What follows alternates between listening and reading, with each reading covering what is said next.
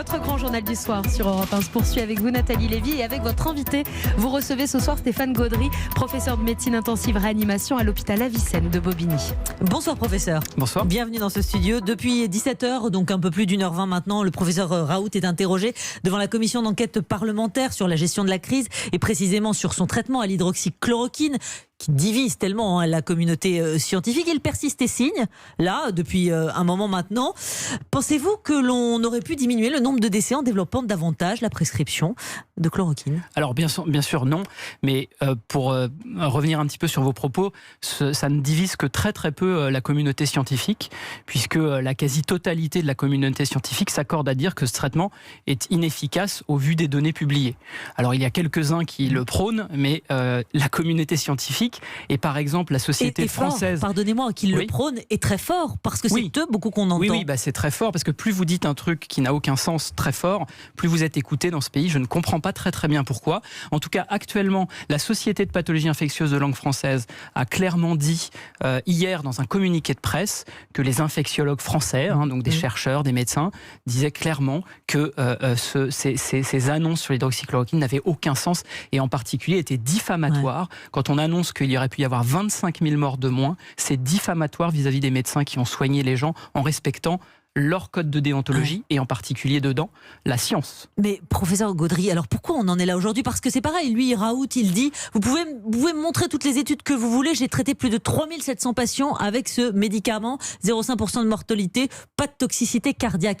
Qu'est-ce qu'il cherche ? Pourquoi on en est là ? Il veut sauver des gens, oui ou non ? Alors, personnellement, je ne remets jamais en cause la volonté des médecins de soigner des gens, contrairement au professeur Perron et au professeur Raoult. On va venir au cas Perron. Nous n'avons pas, dans les médecins que je côtoie et les chercheurs que je côtoie, nous n'avons pas prescrit ce traitement-là et nous avons soigné des gens dans toute la France. On nous l'a demandé. Et vous avez refusé. Quelquefois, nous l'avons fait, pas sur demande, mais parce qu'au tout début, il y avait cette question et voilà. Mais très très vite, nous avons analysé les données de la littérature et constaté qu'il ne fallait pas prescrire ce traitement-là en l'absence de preuves scientifiques. Donc les médecins qui n'ont pas prescrit ce traitement-là ont soigné des malades et les ont correctement soignés. Et les gens qui affirment que ces médecins n'ont pas fait correctement leur travail le font d'une manière diffamatoire. Alors à votre question, pourquoi ils le font ? Eh bien, je ne sais pas, mais peut-être une hypothèse, c'est que M. Raoult et M. Perron ont des livres à vendre. Le livre de M. Perron est actuellement premier des ventes en France. Donc il parle de conflit d'intérêts. Eh bien, je lui propose de reverser l'ensemble de ce qu'il va gagner en vendant son livre dans lequel il y a énormément d'inepties et de fausses vérités scientifiques. Gaudry, à toutes les familles qui ont été victimes du Covid. Professeur Gaudry, j'entends ce que vous dites, mais quand même, on a un code de déontologie quand on arrive évidemment à être virologue, à être professeur. Quand on a des titres comme Perron ou comme Raoult, le serment d'Hippocrate, tout ça, ça a été balayé au profit de vente de livres. Eh bien, écoutez, je ne sais pas. En tout cas, c'est pas à moi de faire ce travail-là. C'est un travail de journaliste, un travail d'enquêteur, et peut-être aussi le travail du Conseil de l'ordre des médecins qui doit quand même statuer sur le fait que est-ce que c'est normal qu'un médecin affirme dans tous les médias que 25 000 morts ont été causées par l'absence d'un traitement qui, en fait, est un traitement, je vous le rappelle, qui est maintenant clairement prouvé inefficace pour les malades à l'hôpital. Je vous soumets quand même, Stéphane Gaudry, professeur Gaudry, je vous soumets quand même cet élément et dites-moi ce que vous en pensez. Le professeur Raoult, il considère que dans le temps d'une épidémie qui est toujours plutôt court, on n'a pas le temps de réaliser des essais cliniques randomisés ou d'attendre de trouver un vaccin. Ça met des années à être développé. Là-dessus, je pense que vous serez d'accord. Et que donc, l'hydroxychloroquine, là, fait sens. Eh bien, je ne suis pas d'accord avec lui, puisque le Covid est une maladie dont la mortalité tourne entre 0,5% et 1%. Ça n'est pas Ebola.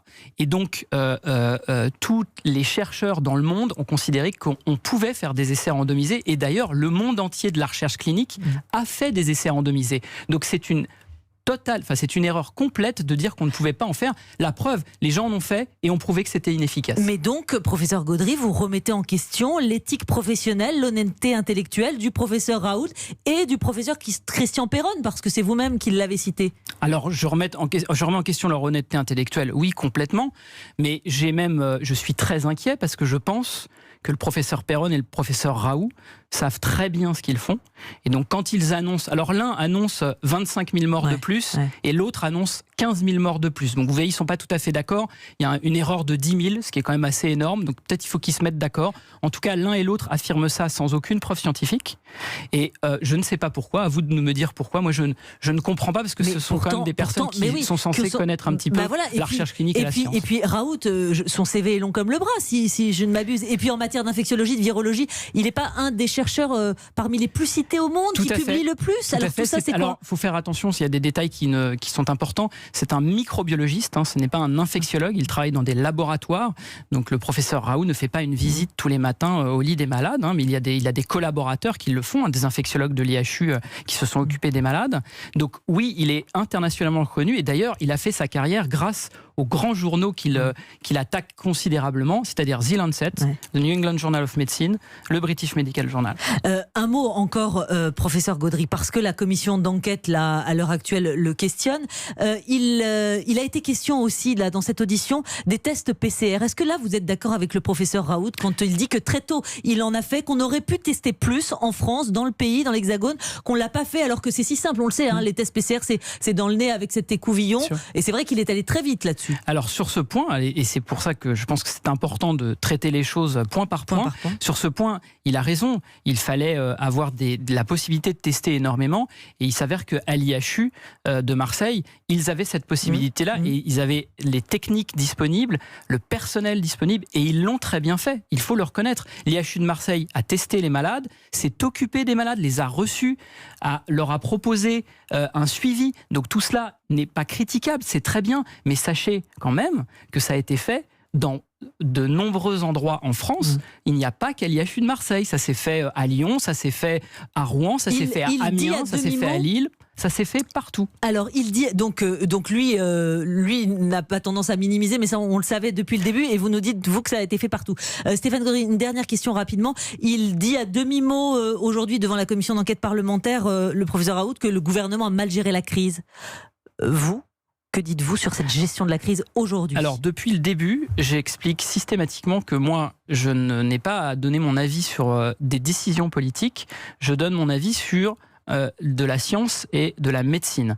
Donc, est-ce que le gouvernement a géré la crise ? Il s'agira à la commission d'enquête qui est actuellement en cours de le dire, mais pas à un médecin, chercheur, même s'il est professeur des universités, de dire si le gouvernement a bien fait son travail. C'est pas le rôle des professeurs de médecine de le dire. Merci beaucoup, en tout cas professeur Stéphane Gaudry, d'être venu répondre à mes questions ce soir sur Europe 1. Après.